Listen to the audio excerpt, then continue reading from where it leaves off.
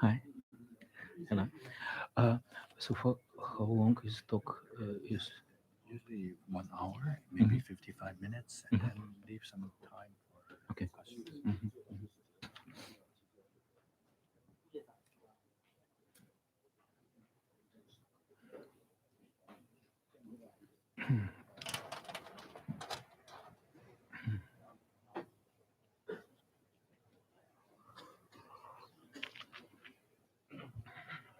Я тебе оставлю мою кофе.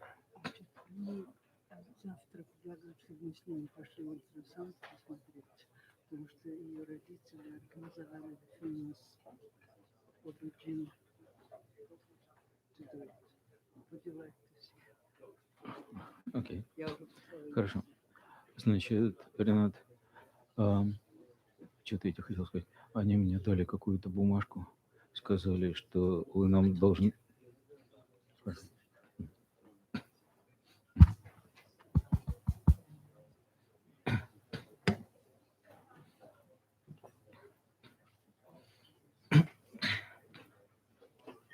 You can feel free to sit here for a minute. Okay, sure.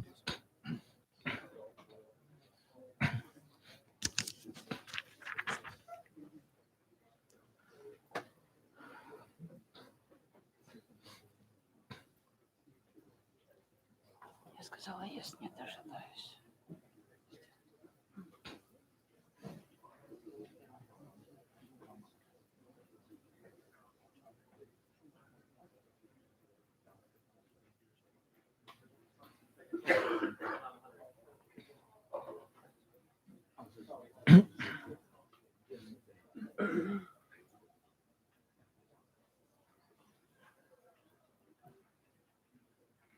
Они, может быть, уберут свет.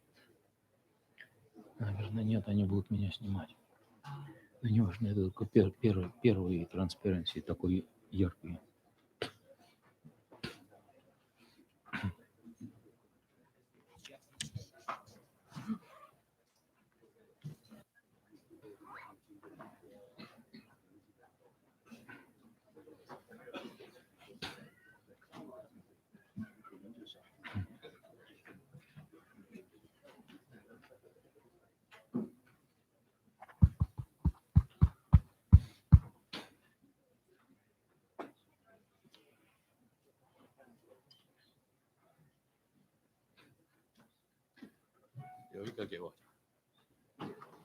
Смотри, чтобы он на тебя не звенел здесь.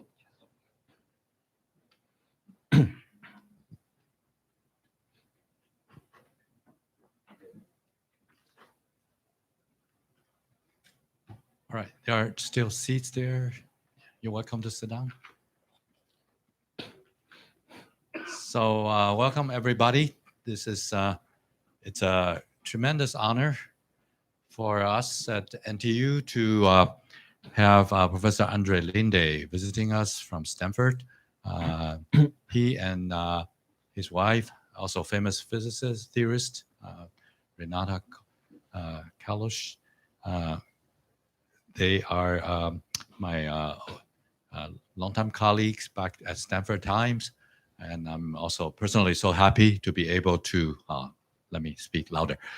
So happy to be able to show them our new Ching-Liang Cosmology Hall this morning. So it's a happy reunion here. Yeah, welcome you. Let me briefly introduce Professor Andre Linde was born in Moscow in 1948. He received his bachelor's degree of science, Bachelor of Science degree from Moscow State University, and then his PhD from the Lebedev Physical Institute in Moscow. He worked at CERN, Geneva, since 1989, and then moved to the United States in 1990, where he became professor of physics at Stanford University. And Linde is one of the main authors of the inflationary universe theory, as well as the theory of eternal inflation and inflationary multiverse. He has received various awards for his work on inflation, including the Dirac Medal, the Gruber Prize, the Fundamental Physics Prize, and the Kavli Prize. Linde is a member of the National Academy of Sciences and of the American Academy of Arts and Sciences of the USA. Now let's warmly welcome Professor Linde.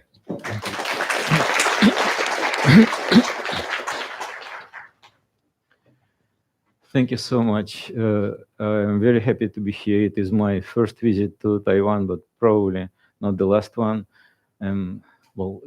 Today I will try to tell you about something which, is kind of strange idea which one of my students gave to me.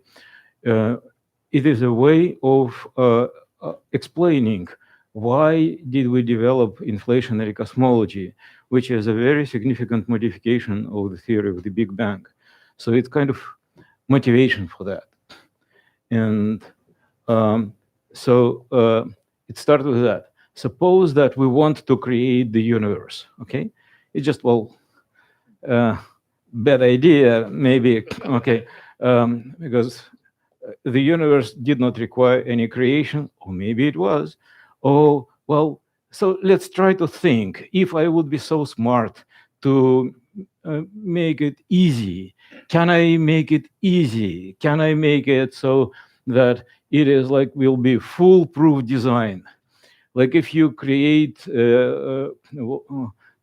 any electronic devices and somehow it works and you make a mistake and it nevertheless works, that would be nice, okay? Now, another question is how we actually start with thinking about it. And the way to start thinking about it is to take all experimental data which we have right now. We know that the universe is expanding now. So if it was is expanding now, this looks like a Big Bang. And if we record the data which we accumulate for a long time, we will see that it grows and grows and grows. And then if we play the movie back, okay, what we are going to see? And that brings us to the idea of the Big Bang. If you play the movie back, the universe was smaller and smaller and smaller and smaller and smaller. So this will be the time when the whole thing emerged from nowhere. Why we know that the universe was originally hot, okay?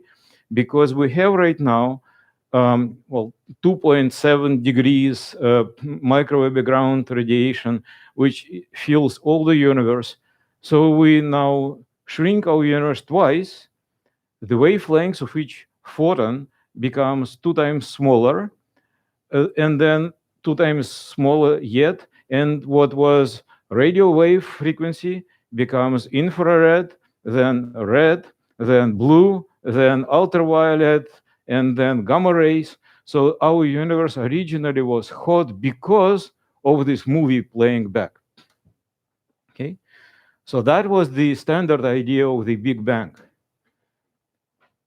Now, this would tell you the following, and the units which I am going to use, I will write some equations, not many of them, but each time when I will be writing equations, I will try to make them simple by saying that C and H bar and gravitational coupling constant is equal to 1 because it simplifies presentation.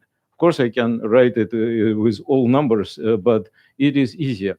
And then if we study Einstein equations describing this universe filled with hot matter compressing back in time, then the density in the early universe was proportional to 1 divided by time squared, time starting from the origin of the universe. So now time is huge. It is approximately 14 billion years. Previously, time was small, and correspondingly, density was growing towards this first moment as 1 divided by t squared according to the standard Big Bang theory. What we are trying to bring to the picture, we're trying to say that this was a wrong idea. Okay? And well, why wrong idea? To which extent it's wrong idea? Okay, so let's then see what it is. So let's first follow this normal notation, which you find in old textbook on cosmology. Right now, the textbooks are written differently, but 40 years ago, this was a standard. When I was learning cosmology, this was my standard. I knew that is how the universe emerged. Moreover, it did not depend whether the universe was hot or whether it was cold or whatever it is. It always behaved like that. That density was inversely proportional to time squared. At time equal to 1 in Planckian units. Density, according to this rule, was Planckian. Why I focus on this Planckian? Because at the Planckian density, at the Planckian time, the Planckian lengths, physics is such that our normal tools do not work. Space-time itself starts fluctuating so strongly that I cannot use normal space-time picture to describe cosmological evolution. So we can't play the movie back. It was supposed to up to Planckian time. So from Planckian time, everything was supposed to work. And at Planckian time, who knows, maybe string theory comes to rescue. So Planckian time was 10 to the minus 43 seconds. That is Planckian time. Planckian density, at that time, if you use this equation, Planckian density was 10 to plus 94 gram per cubic centimeter. Planckian length is 10 to the minus 33 centimeter. It's Planckian time multiplied by speed of light. Okay, so that's approximately this number. And if we look at the hot Big Bang universe at the Planckian time, each Planckian size part of the universe contain just one elementary particle, or maybe two elementary particles. Okay, so that was very, very special time when you have one particle compressed to this small volume. And up to this moment, we could use our normal classical theory. We could, or at least this was an assumption, we could ignore quantum fluctuations, quantum theory. More or less classical picture give us correct answer. Well, so this, what does it mean? Let's just try to think about it. If we look at our universe right now, okay? Right now, our universe is very large. So you need to take speed of light multiplied by the age of the universe, which is 14 billion years. So we'll have the size 14 billion light years. 14 billion light years. You can calculate how many photons is inside the part of the universe which we can see. And that is the number. 10 to the 90 photons right now in the part of the universe which we see. Okay? So then you think, who gave us these 10 to the 90 photons? Maybe in the early universe there was not so many photons, but no, normal idea of the evolution of the universe was that after the Big Bang, the process was more or less adiabatic. Okay? This 10 to the 9 is approximately 10 to the 90 is approximately the total entropy of the universe. So the idea was it was a bang, and then it was fast but adiabatic expansion. So in the early universe, you must have something like 10 to the 90 particles, maybe a little bit less, because there were some transitions in the evolution of the universe where suddenly the entropy could grow twice, or maybe another twice, but nevertheless, it was 10 to the maybe 90, 89, maybe 10 to the 88 particles to start with. Now you take all of the particles right now, each photon which we have right now, it has energy corresponding to this 2.7 Kelvin, okay? Very small. And then we shrink it back to the beginning of the evolution of the universe. You have the same 10 to the 90 particles there. Each of the particle will have much greater energy. because it was compressed, because its wavelength was small. So first of all, our universe must have this 10 to the 90 particle to start with. And then if you calculate the total energy of the universe, total mass of, and not the whole universe, because what we see right now is a part of the universe. So this part of the universe at the Big Bang must have total mass about 10 to the 90 tons of matter. So now think about it. What does it actually imply? Uh, and that I will try to explain something further about the changes to this picture. But think, what does it imply? Say there was no universe, and then next morning you must create a universe. Okay, so you must suddenly get to the 10 to the 80 tons of matter. Then you must have 10 to the 90 elementary particles. Then you must compress them to the tiny, tiny speck of space, which is about 1 centimeter. 1 centimeter seems to be small, but it consisted of 10 to the 90 different regions containing only one particle.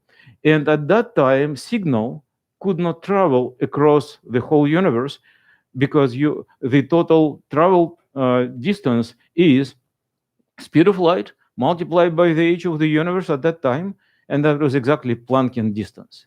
Planckian distance 10 to the 30, 10 to the minus 33 centimeter.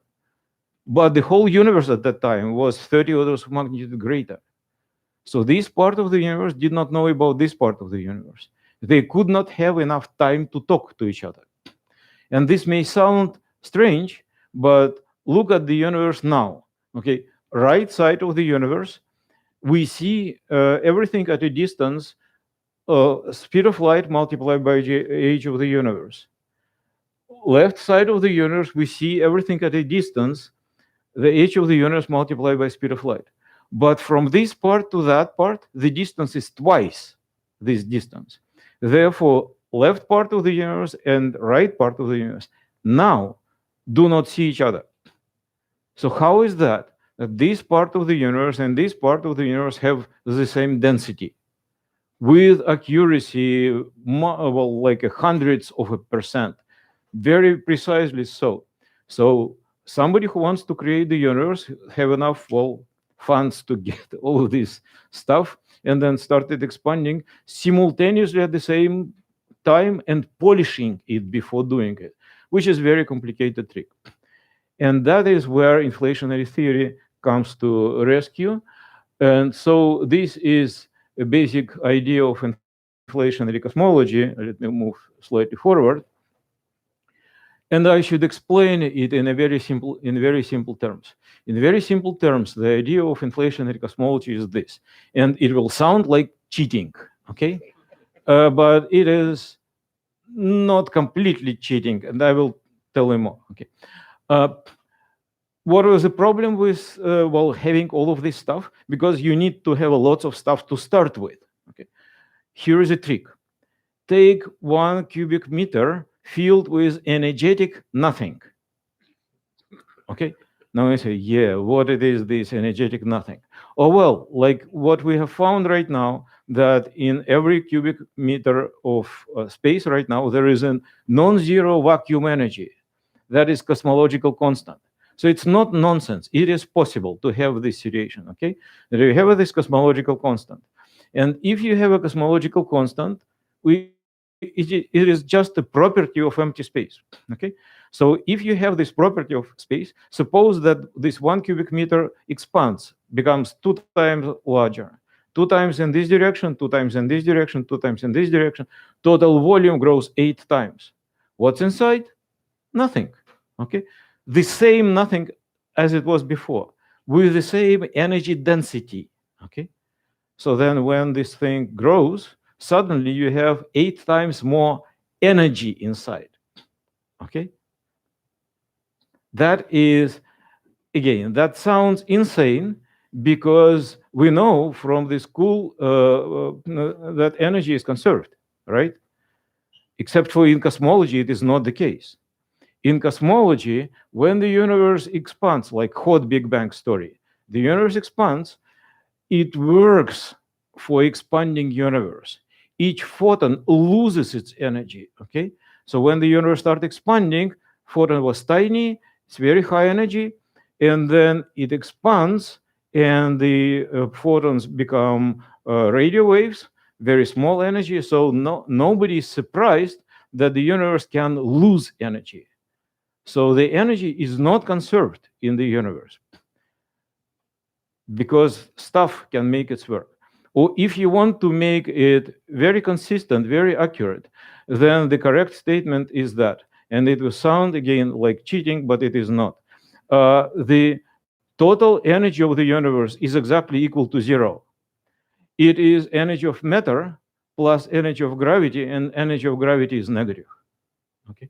So the idea of inflationary cosmology is to take this zero, split it into two parts, and make energy of this heavy vacuum grow exponentially, gravitational energy grow exponentially but being negative.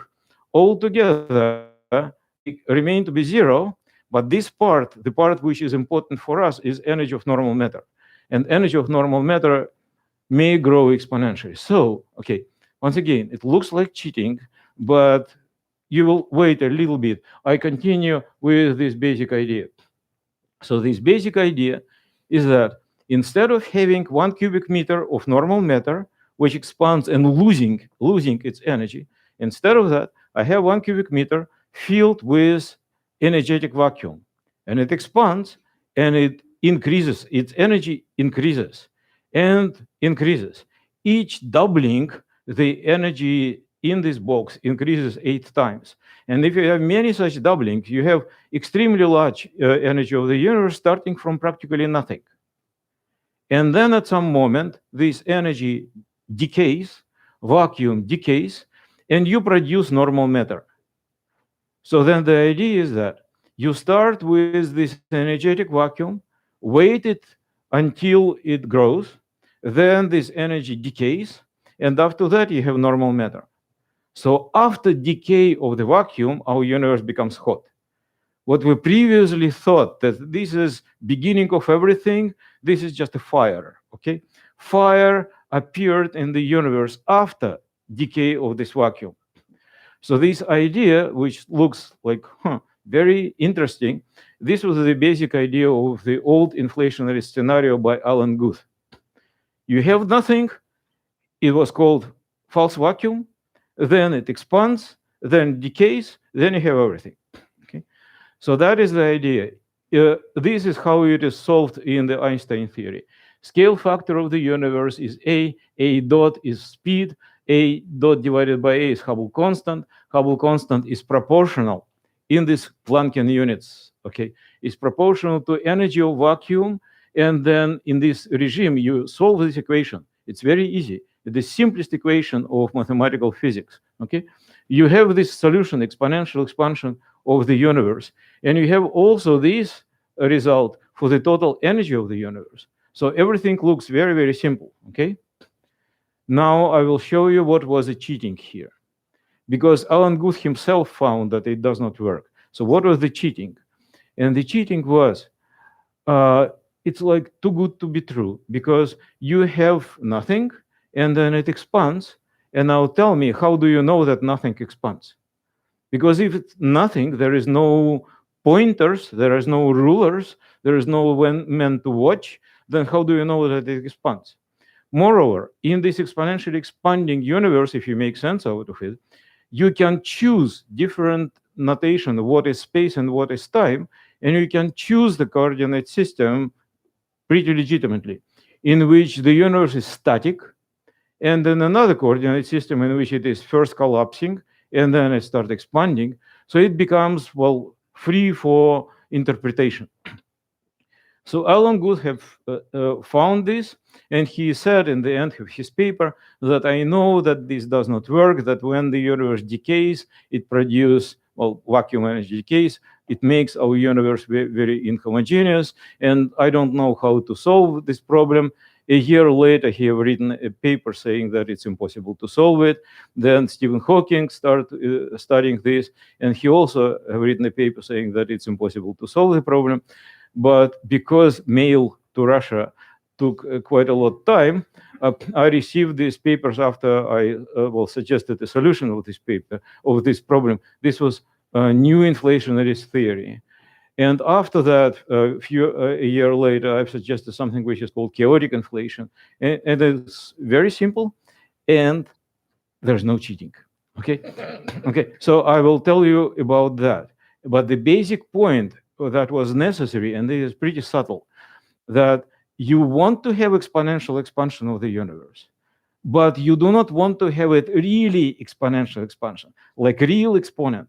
You want to have something which looks like vacuum, but you do not want to have it really vacuum. You have slightly different from vacuum.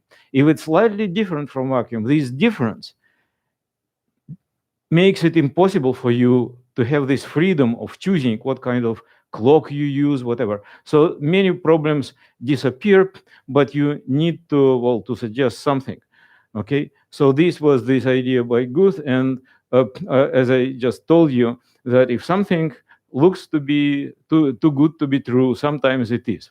Okay, so this is just my arguments which I gave you. Okay, and so what is necessary to do? Necessary to break some of the previous rules.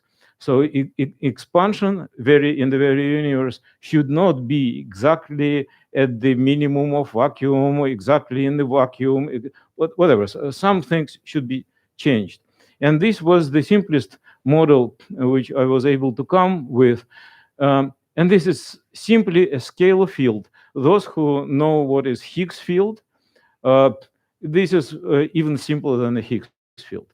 Higgs field has potential energy, which has two minima and a maximum. Here, you may have this potential, that's fine, but you may have even the simpler potential, just normal parabolic potential. Scalar field stays here, and then like a pendulum, it wants to go to oscillate near the minimum. In fact, if I would ask scalar field, what do you want? Okay, and scalar field would answer, I want to be here at the minimum. But in the early universe, when the universe was just born, scalar field must, come to senses. Maybe it was here, but maybe it was here, maybe it was here, and it takes some time before we can tell where the scalar field is. If it was originally very large, then the scalar field rolls down very, very slowly. And the reason why it rolls down very slowly, it is explained, and I'm going only to point at these equations. We are not going to make all of these exercises. But that is this equation, Einstein equation for the universe filled with this scalar field, very similar to what was written before. Previously, there was just a constant in this place, and then we have exponential solution. This is equation for the scalar field. This and this part is very simple. If you look at the harmonic oscillator, normal harmonic oscillator, x2 dots is equal to minus kx. That's how oscillator works. This looks like equation for harmonic oscillator. But if you have pendulum moving down in a viscous liquid, then there is an extra term, viscosity or whatever, friction term. So the same term appears in the equation for the scalar field. And it's not because I wanted to write it there, but because it is there. If you take this equation, box phi is equal to minus m squared phi, which is honest to God equation, but then you take into account that this box is written in curved space. So this part appears there, automatically. Now you know that if you have a pendulum with very large friction, instead of oscillating, it goes down very slowly, okay? If friction is very large, then it goes down very slowly. If friction is very large, it goes down very slowly. Friction is proportional to density. If density was very, very large, then friction was very large, and then the universe, no. This is not what I want. Okay, here. If scalar field originally was very large, friction was very large, it was moving down very slowly. And if it was moving down very slowly, then for a while, it remained almost at the same height as if it were constant. And then equation for this have an exponential solution. So our universe exponentially expands, everything normal, okay? And it is not a vacuum. There is no problem with this solution. How then the universe becomes hot after that? Well, when it moves down slowly, the universe remains expanding, expanding, and there is no particles. When finally the field becomes small, Hubble constant here, this Hubble constant becomes small, then friction coefficient becomes small, and then the field starts oscillating. And then oscillating scalar field produces particles, and the universe becomes hot. Okay, so the story is similar to what was in the Alan Guth scenario, but without the problems which were inherent there. Okay, and then what happens? You start with a small speck of space. This is Planckian size, and then you wait a little bit, and oops, okay, and that is how the universe looks after 10 to the degree minus 35 seconds. This time passed, and after that, inflation is over, and during this time, the universe becomes that big. Okay, and it does not matter in which units of length. Okay, because it's in centimeters, in miles, in whatever. This is how large it is becoming. And our universe right now is 10 to plus 28 centimeters. So it's much, much smaller than that. So this is like this part of it, very, very tiny. That is why we do not see any, well, we do not see the end of the universe, the boundary of the universe. We do not see other parts of the universe. We started at the same time everywhere because we started at a very small piece, and then it started being large, and then it have grown up like that. If your universe were originally very inhomogeneous, then the stretching makes it homogeneous. Just by stretching, it's like if you have mountains and you stretch mountain horizontally, then becomes flat plateau. So that's simple idea, and the simple idea solves many problems of cosmology. And there I will attempt to explain what happens with energy density, conservation, etc. Just trust me on that this is not a cheating, that everything is fine here. And I mentioned here something. So for those of you who want to think more about this, you can watch later at your leisure, look at these transparencies. So the total energy is zero, but it becomes split into exponentially large energy of matter and exponentially large negative energy of gravity, and the total balance of energy is very simply conserved. So what seemed to be miracle is not actually a miracle. What usually people say about this, like it is a miracle. How is that? You have the tiny speck, and then you have the universe of a length 10 to the whatever, because it seemed to contradict special theory of relativity that speed is limited by the speed of light. So this is limit only for the speed of the signal. It is not a limit on the speed of the stretching of the manifold. Our universe just rapidly stretched, and there is no limit for that. Okay, so now suppose that this is true, but then the question is, if we stretch all of these inhomogeneities too strongly, then the universe becomes really, really absolutely flat, no inhomogeneities, then no galaxies. Okay, and that was something which was really puzzling. And thanks God, in the same Lebedev Physical Institute where I'm from in Moscow, there were two guys, Chibisov and Mukhanov, and they were talking some nonsense. They were saying, you know what? Galaxies are produced from quantum fluctuations. And I told them, no, what are you talking about? The quantum fluctuations? And then there's galaxies, okay? And then I start slowly listening. Okay, they studied it in the context of so-called Starobinsky model, which was a version of inflationary cosmology, but Starobinsky invented it. He did not, had this goal of solving all of these problems like Alan Guth, but he invented a mathematically perfect model, and Mukhanov and Chibisov found that the galaxies are produced by quantum fluctuations during inflation. So what I'm talking about, usually quantum fluctuations are small, quantum, okay? But then universe expands and it stretches everything. So it stretches quantum fluctuations.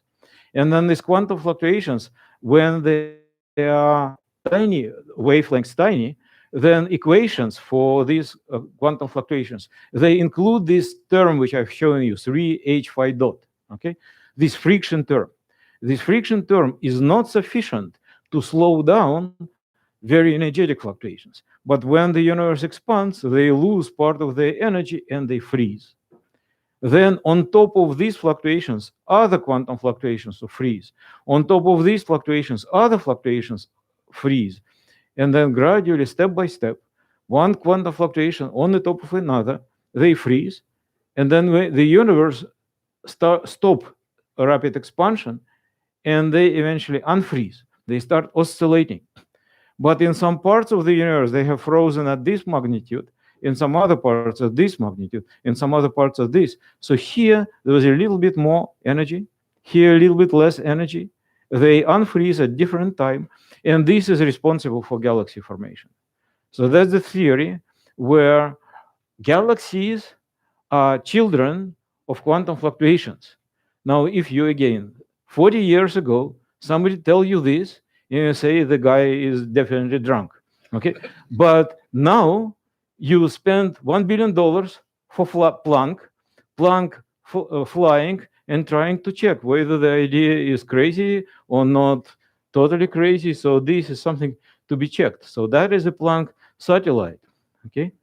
So now, if it were totally crazy, they would not find anything, okay? Now, what they found is this. And somehow, okay, so what it is. The temperature of microwave background radiation is 2.7 Kelvin. And it's really thermal. So we really see this remnant of the Big Bang, which, however, now we all think was produced after inflation. And then it is 2.7 to the right of us, 2.7 to the left of us. Now, when they start measuring it with better and better accuracy, they found that it is 2.7 plus approximately 1,000 of a Kelvin. And on another side, 2.7 minus 10 to the minus 3. And the explanation was that the Earth moves in one direction, and therefore you have red shift in one direction and blue shift in another direction. So there is some, well, dipole distribution of temperature. That was okay. But then after that, they start increasing the accuracy of the measurement, and they have found 10 to the minus 5 of a Kelvin. I mean, 1 Kelvin, you cannot make it. It's very difficult to make it here in the lab, okay? Now, this is 10 to the minus 5 Kelvin spots on the sky. So what they found, and this especially in the Planck satellite, they were traveling all around the world, showing this map and saying, we do not understand why people are not applauding us. They look at this and say, oh, okay. And I said, I understand it, because I can go to a store and I find spray and I will spray it like that, and it will cost me much less than $1 billion. So why anybody should be surprised? But the thing is that, what are we looking at the moment? We're looking at quantum fluctuations, which were produced by inflation. At the time, 1 billionth of a billionth of a billionth of a millionth of a second after creation of the world. And then they were frozen, then they were unfrozen, but they were stretched. And they were stretched at the largest photographic plate ever, which is all our sky. So we are looking at the quantum fluctuations in the early universe, just at the beginning of creation. But it does not look anything like that. So you need to have explanation, you need to have a picture. And what they did with that, they studied distribution, bright spots, not so bright spot, large spots, small spots. And here is the spectrum as a function, roughly speaking, of the size of the spots. And this red line is a prediction of the simplest version of inflationary theory. And these blue spots, blue, rounds, they are experimental points. So they have found this amazing agreement. Here at small l, which means large angles, agreement is not perfect. And the partial explanation is that, well, we just do not have enough statistics here, because like in this area, it is how large are spots of a size which is our universe. Okay, or how many spots are in a size which is 1/2 of the universe. So statistics here, 1, 2, 10, 100. So deviations can be large. But here, when you have small distances, then statistics is excellent, and that's what we have right now. Predictions of inflation. It's just to understand that this is not just science fiction, because for me, when theory was discovered, I would not even need any proof, because it is so beautiful. Then forget about it. Okay, it just must be true. But but but people do not like other arrogant guys like me saying them, oh, this is so beautiful, it must be true. So they are flying this. And the first thing about this is measure of flatness of the universe. Because if, for example, you have an Earth, and if the radius of the Earth will grow exponentially, then the surface will become absolutely flat. So measure of flatness in the universe given by a parameter omega, which is if the universe is closed, if it's heavy, then omega is 1.5, bigger than 1. If it's open, hyperbolic space, then omega is less than 1. And 1 means parallel lines do not intersect. The distance between them grow, but they continue being parallel. In 95 of the previous century, long time ago, very fresh in my memory, suddenly astrophysicists told us, well, guys, you lost your game, because we know absolutely that total omega is equal to 0.3. We know it because we know that you have normal matter, which is just 5% of your 1, and then 25% is in dark matter, and that's it. Okay, so it's 0.3, and your theory must be wrong. Well, we start inventing versions of inflationary theory which will allow us survive at omega 0.3. It was difficult, it was possible, it was an interesting game. Somehow, step by step, we realized that all the models which we were able to invent, they were just falling one after another. Omega equal 1 was really very much desirable. And then in 88, they found that 98, sorry, watchful eye. Okay, so you see, that's what happens in our community. If you can correct somebody, you do, because this allows us not to lie. Okay, at least not openly. Okay, it's very important. Okay, so in 98 they found that there is this another 70% of energy of matter, which is in dark energy, whatever it is. Our universe accelerates, and everything, well, points into the direction that there is some energy, maybe energy of vacuum, and this 0.3 plus 0.7 gives you exactly 1. Now, the latest data from Planck, and all the time slightly changing, but it is right now 1 plus minus, and here is better than 1%. Okay, I would not necessarily say it's better than 1%, because there is some interpretations or misinterpretation of Planck versus Hubble constant. It is still life science. But right now, the difference is that previously it was 0.3 and you're dead. And now you wait a little bit and it is 1 up to some thing which becomes smaller and smaller with years. Now, this spectrum of fluctuations, with this maximum which I've shown you, previously there were some theories which are before even inflationary theory. It was Harrison-Zeldovich spectrum, which was flat, did not depend on any momentum. And inflationary theory predicts that the spectrum is not really flat, there is something, okay? So this is, well, some number which is called NS, and it was predicted to be approximately in this range. And that's what they found. And right now, this result is confirmed with accuracy of 6 or 7 sigma, which means just totally, okay? So this was another prediction, okay? That is what I've written here. There is something which was bothering us quite a lot. In the year 2011, 2012, there was some rumor that fluctuations which were produced in the early universe, they are not of the simplest type. Inflation tends to produce fluctuations of simple type, like statistics, like you have normal coin, and it can place it to this side, on this side, 50% probability. But if you have many coins, they're bent and they are, well, connected to each other, and they start, so you may get a different result. This different result would be called non-Gaussian, okay?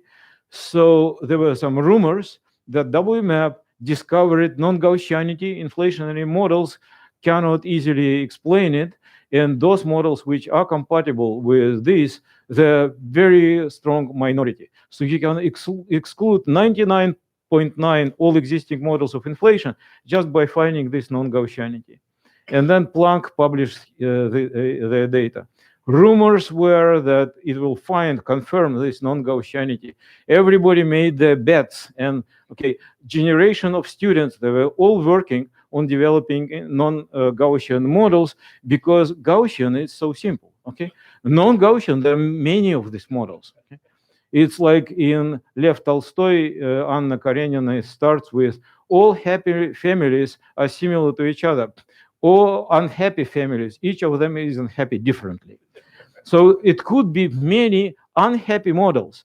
And what Planck produced, this tiny thing, it's, well, this is 0.8 plus minus 5. So with experimental error, it's just 0. It is, well, just fantastic.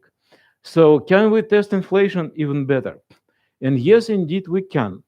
It is not, from my perspective, it is great if we can. It is not necessary if we cannot. But if we will be able to do it, it will be stunning, okay? So one thing is that, first of all, Planck data, they were just released, the latest release, and they were all in agreement with what we see, but they are still going to publish, probably, another paper on non-Gaussianity. Nobody expects them to give any strong difference with their previous finding, but we are waiting. And then another one is something else.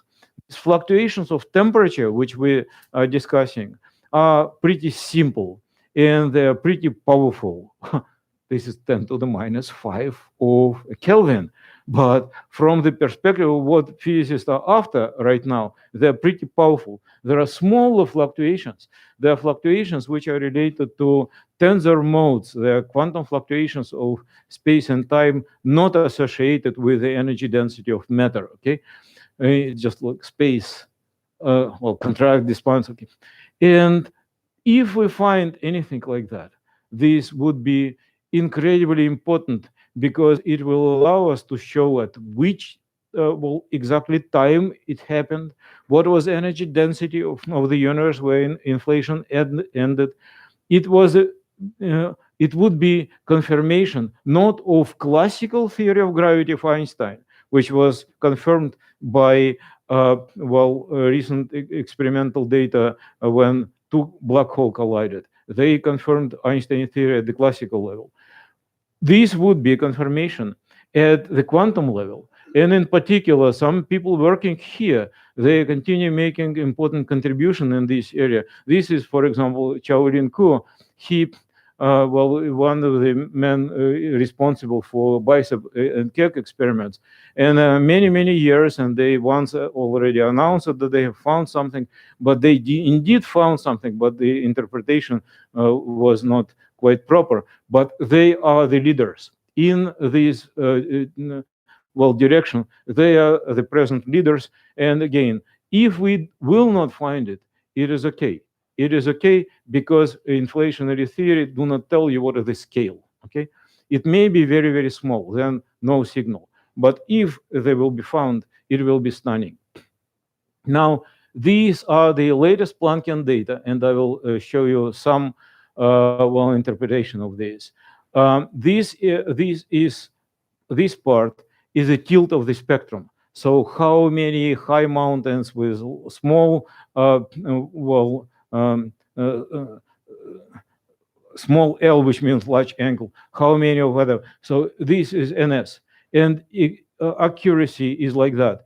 It is approximately from 0.96 something to 0.97 maybe. And it depends whether you look at this part or that part, depending what kind of data you take into account. The fact is that, and here is this amplitude of tensor modes, which are not found yet. Okay, so not finding them already have ruled some of my lovely models, like this first one with parabolic potential, dead. Okay, how is that? Oh, very well dead. Okay, because these are experimental data, and this is a prediction of the theory.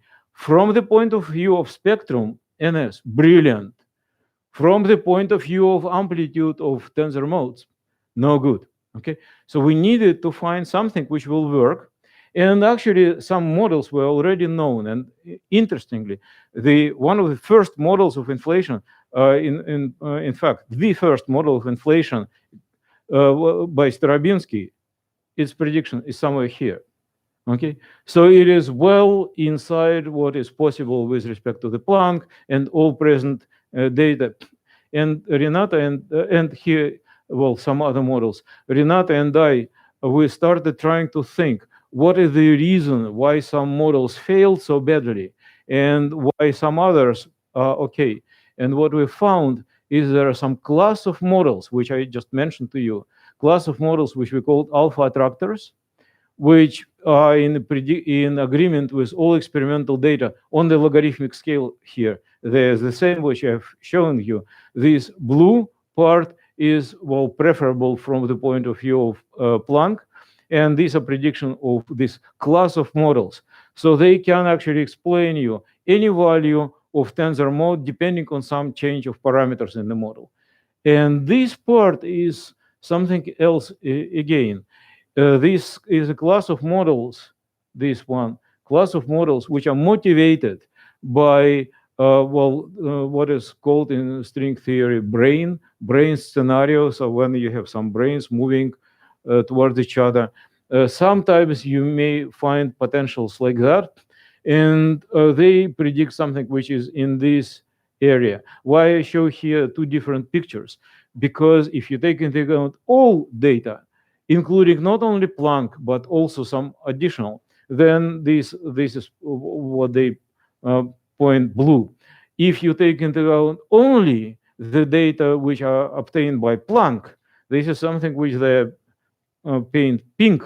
In this area, they are almost the same, blue and pink, but they related to different models. They just compared to them slightly differently, but both of these models are in agreement. And in both of these models, you can go very far deeply to small values of tensor modes. And I will briefly explain you what is this alpha attractors. This simple model is my simple quadratic model. This one, just like that. This is a kinetic term for this scalar field. This is just Einstein general theory of relativity. What we did, we just added some extra term here. Excuse me. This is kinetic term normal, and this is slightly modified kinetic term. And if you do this slightly modified kinetic term, you have a theory which instead, in the canonical variables, which instead of just m squared phi squared, you just do change of variables, and you find potential, which is a function of hyperbolic tangent. And hyperbolic tangent is a very flat function, okay? So as a result of that, what you get a potential which becomes exponentially flat. And this is a set of potentials which are favored by present data. So what you have this strange kinetic term, which is hyperbolic geometry, okay? And because of this hyperbolic geometry, inflationary potential becomes flat. And once it becomes flat, then the inflation starts and our universe becomes flat. So this is a combination of tricks which lead to creation of the universe similar to ours. And then I see that Renata is, well, instead of doing physics and mathematics, she spent some time on the internet browsing Escher. And I thought, why Escher? Okay, don't touch me. Okay, she continues doing it. Renata, why Escher? Let's finish the paper. No. Okay, and it appears that this geometry, this particular geometry, was actually geometry which is depicted here by this famous painter who tried to put infinite number of demons and angels into the finite size of, this is called Poincaré disk. I'm just learning mathematics and physics of a different type from her. And then what I did, I take this disk and made the projection to my quadratic potential. So this is, well, my continuation of Escher's work. And what happens is that if you go to the canonical version of it, to the fields which have canonical minimal term, then this boundary of this with infinite number of devils and angels, it becomes flat. And then the potential is flat. The flatter, the better, because when it is flat, but not exactly flat. If it were totally flat, no way. If it is very, very flat, then for a long time, field just goes and then falls down. Here it's quadratic, like my potential. But here there is no inflation already. It's over in this range. And in this case, experimental data are very nicely fit what we have. Well, here is the stage where I was planning to tell you about initial conditions for inflation. But I guess this must wait until my next visit here. And instead, okay, this is initial conditions for inflation, how you send money which are falling into the flat potential. They do not have any choice to end anywhere else except for in this potential. So it's fun story. But then now I really wanted to have few more minutes to tell you something which emotionally was very strange for me. Can we see the moment of creation? Because previously the idea was just look at the sky. This is Big Bang. Okay? No. What we see right now is not a Big Bang. What we see right now is, well, whatever happens after inflation. But what happens at inflation, we cannot easily see. There was no radiation there. Nothing was coming there. And moreover, what happens is that if you see right now the longest fluctuation right now, we can study these longest fluctuations. Longest fluctuations which we see right now has a wavelength equal to this 14 billion light years. But we cannot study the longer fluctuations because it's like constant here. So we cannot study fluctuations which have been produced earlier than 60 last e-foldings of inflation. We cannot study fluctuations which have been produced by the Big Bang.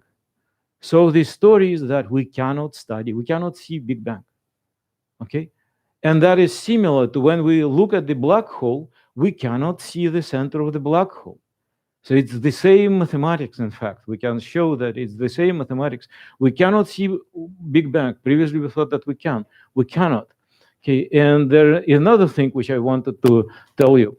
That's okay. If you have this 10 to the 90, what was the problem with playing the movie back? Imagine that you have galaxies. If you play the movie back, you will see galaxies coming close to each other, close to each other. And then at some moment, what happens to them? Are they collide?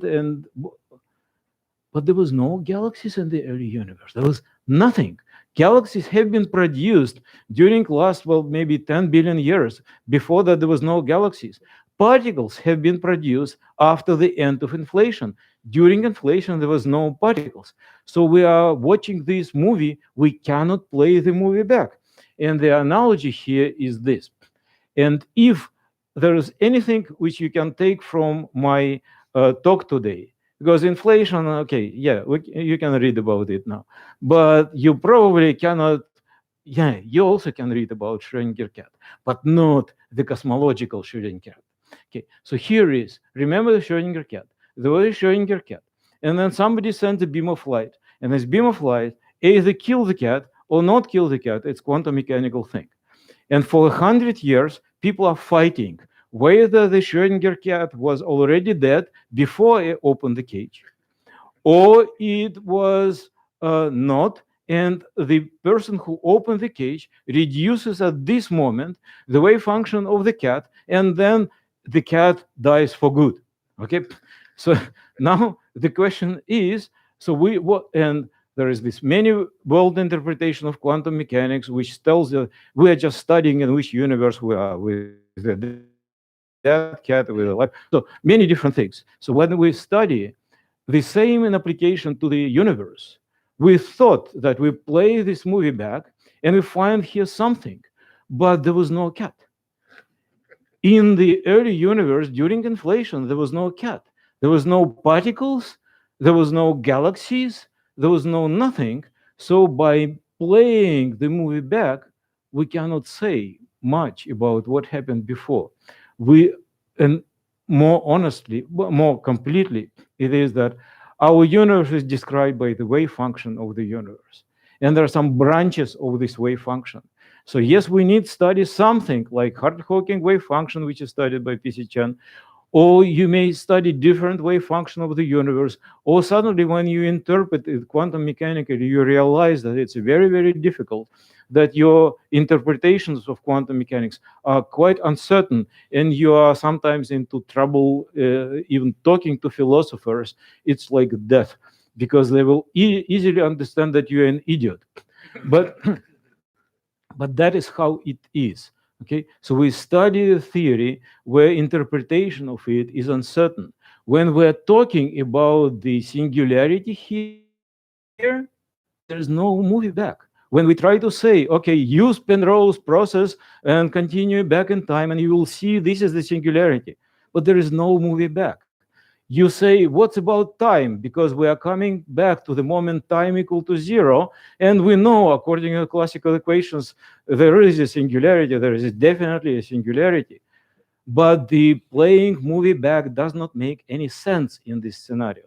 So we are learning right now, gradually, painfully, how to ask proper questions in a new situation.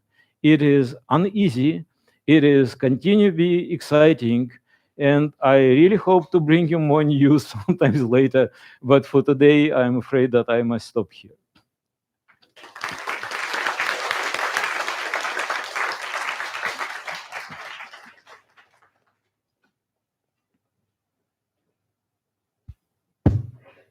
Thank you, Andrei. It's excellent, excellent talk. Very inspiring. So now it's let's open to questions from the audience. Any questions, especially younger people? Any question? There must be tons of. Don't be scared. Yeah. All right. Well, It's great talk. I'm not a cosmologist, but I do have just a second. one quick question, because at the very beginning you had a solution of the expanding universe Yes. to the HT. But Yeah. I noticed that there's another solution, e to the minus HT. Can you comment on that? Okay. If the universe expands, then the solution for scale factor of the universe is e to the plus ht. Okay. At the very, you asked me a very good question, because it will really allow me to talk non-stop for another 20 minutes. Okay, but I will try to be short. Long time ago, in the beginning of quantum cosmology, Bryce DeWitt, he was, well, fantastic scientist. He have written a paper on quantum cosmology, the first one where Schrödinger equation was generalized for the universe. It was Wheeler-DeWitt equation.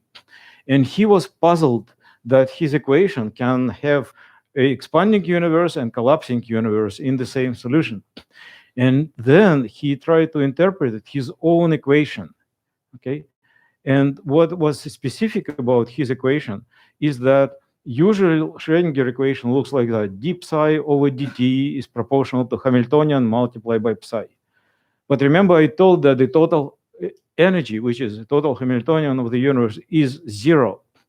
So his equation is d psi over dt is equal to 0. So nothing really depends on time. Wave function, I was talking, you were listening, and well, it was recorded. So something changed during the talk. But the theorem was that nothing depends on time, nothing, because the wave function of the universe, okay. And in the same paper, he said, but we never ask questions about wave function of the universe. We always ask questions about the wave function of the part of the universe that we observe. So we cut ourselves out of the universe and we check how the wave function of the universe minus us depends on the time on our clock. Okay, so this in this case we ask question about the rest of the universe. The rest, what? What? Oh, I'm listening. Yeah. Okay. The rest, laser weapon. Okay. Wife to husband, leave your laser weapon at home. Okay. So. Wave function of the universe doesn't depend on time, but the wave function of the rest of the universe depends on the time measured by observer.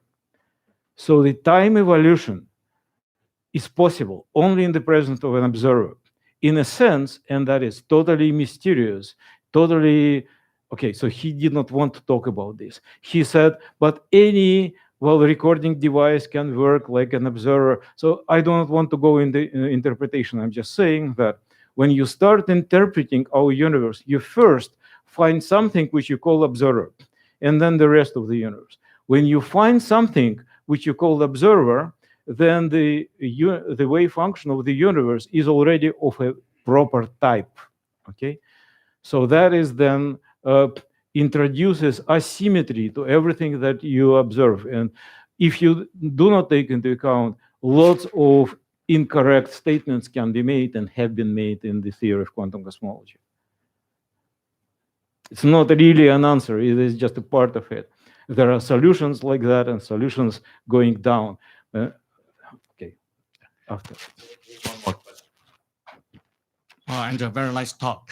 But now people take inflation as a given in fact. So most of the people, maybe 99.999 people agree.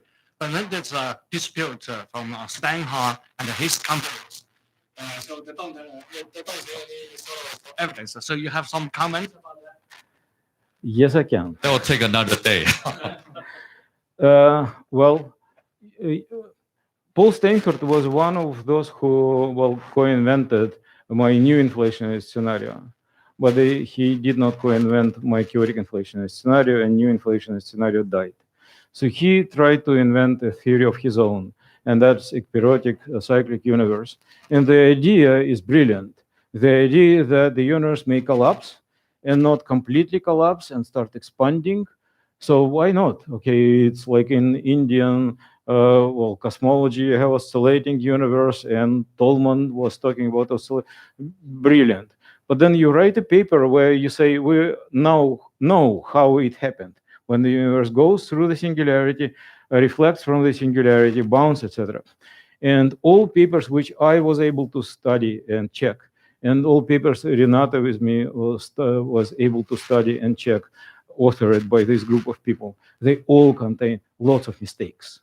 Okay, so now when it goes in the beginning, it was 2000 something, and then they discover that it is wrong.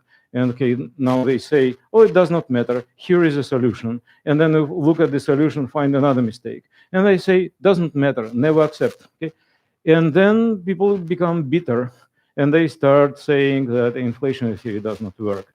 And some arguments are very, very clever, like about the inflationary initial conditions about in the early universe. And this was exactly the part of the talk which I skipped because too long. But no, I do not believe that we have any problems with initial conditions. Okay, so yeah, answer is long. But Okay, questions from students especially? Good. Just a second. Xiaoheng.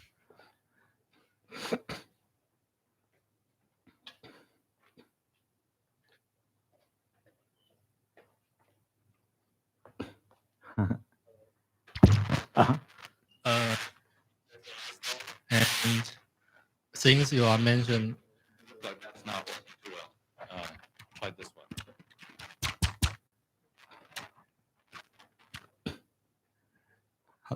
since you are mentioning the alpha attractor model, and I'm curious about how can we insert something in the denominator of the kinetic terms, and will that cause any problems in Uh-huh. from the field theoretical point of view? Yeah. He's my student. Yeah. Good student. Good question. Okay. So here is the story. You have Demio. Okay. Shall I just put it back several slides because it may be easier.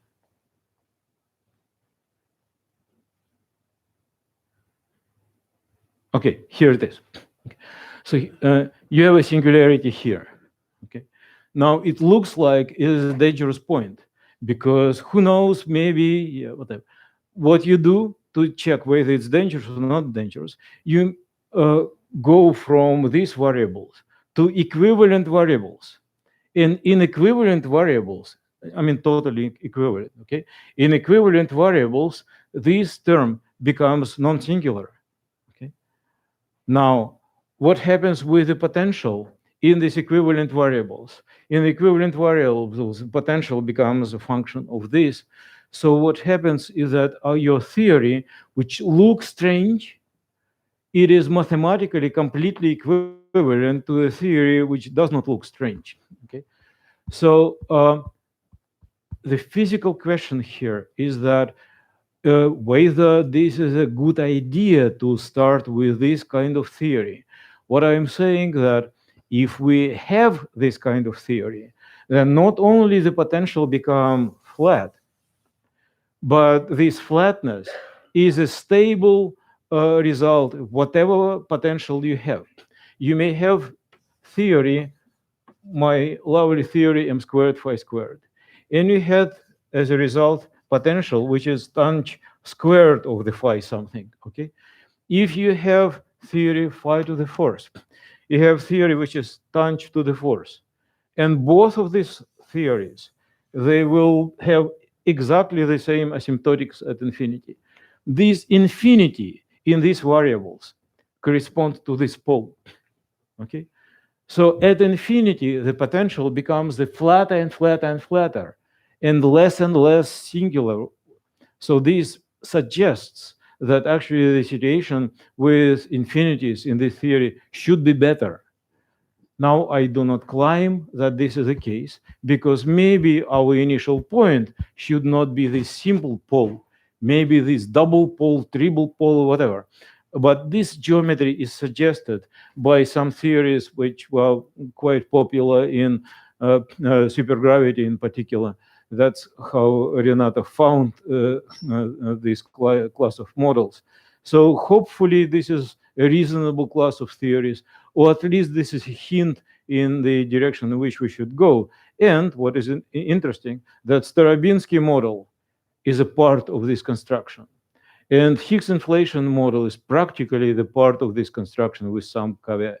So this way we are embedding my original model, this one, and Starobinsky model, and Higgs inflation model, all the models which are successful in explaining experimental data in the simple, context of this class of models. Does not prove them right, but this is something interesting. That's why we study this for so many years.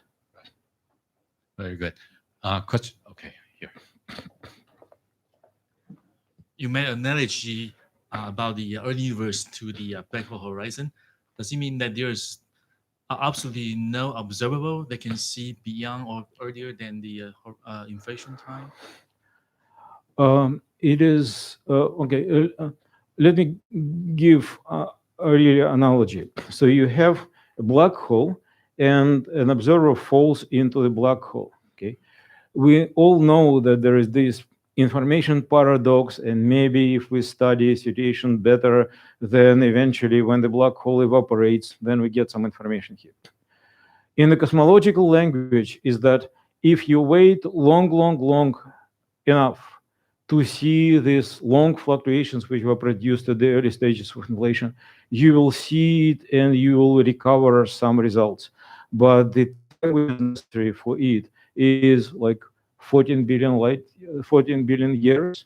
So for all of us, and for some of us in particular, we don't have this time resources.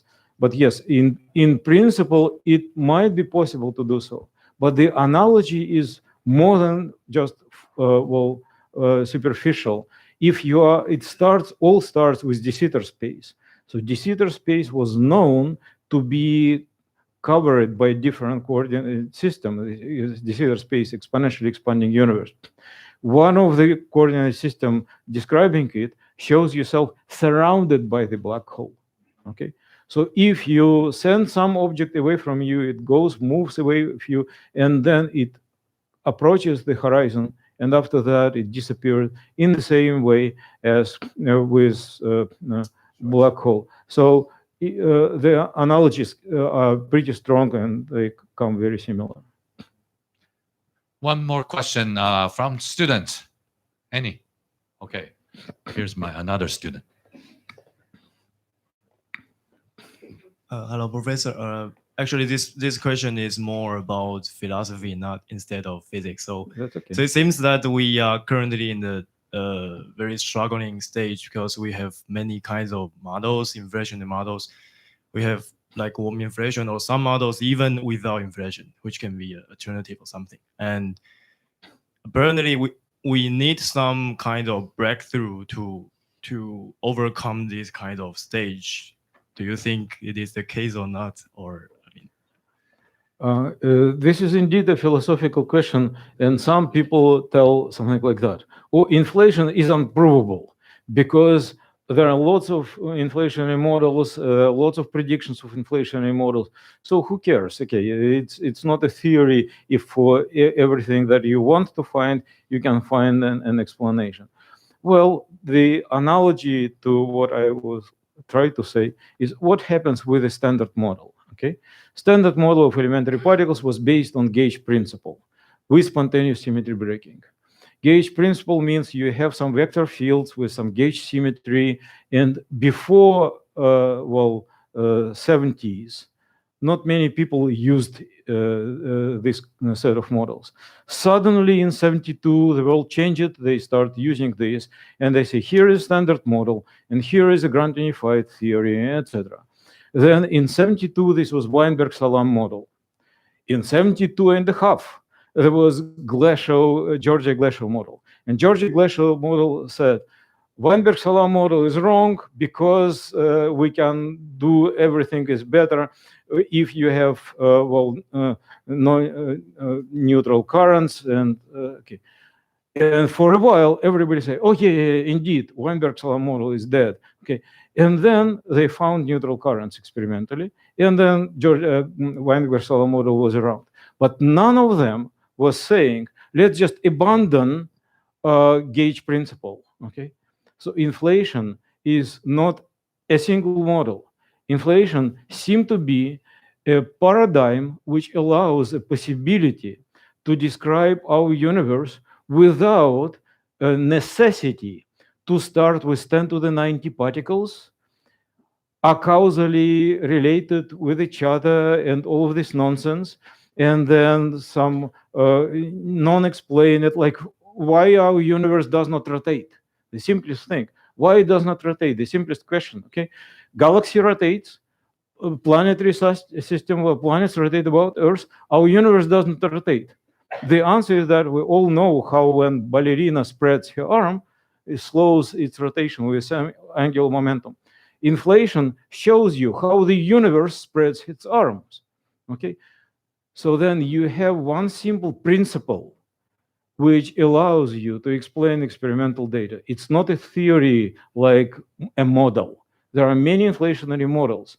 So what we try to do to find a better model, the question is, can we get rid of the principle And if the principle is successful, why would you need to get rid of it? Then you need to find some alternative explanation of omega equal 1 and homogeneity and stuff. If you find it, it's great. So my answer usually to that is only the better theory can kill a good theory. Observations, if the theory is good, it will not be killed by observations. It will be killed by a better theory. Very good. Now, if no more question, Andre, I'd like to point out a mistake in your talk. Good, only one? Please turn to only one. Turn to the page where you introduce. You mentioned about brain inflation. What? Brain inflation. The word brain was spelled wrong. Oh, yeah, because, you know, for men without brains, is it? No, no, I'm moving it The wrong towards direction. the, Yes. Just, yeah, yeah, yeah, here, Right. Okay. yeah. Yes. It's not Yeah. that brain. It's the brain, main No, brain, the brain. no, God forbid brain inflates. B-R-A-A-N-E. Well, no, this is just for fun. Thank you. Yeah. Thank you. Okay. Let's warmly thank Professor Linde. Yes.